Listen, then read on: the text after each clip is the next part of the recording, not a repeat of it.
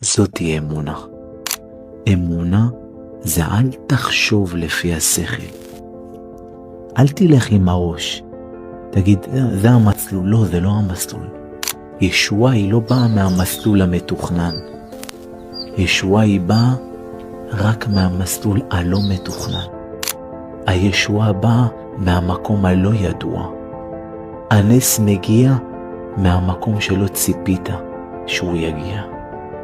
משם תבוא הישועה.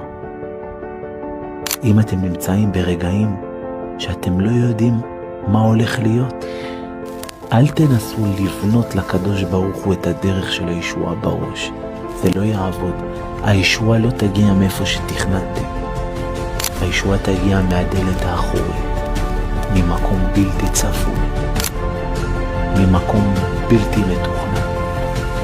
בלתי מתוכנן.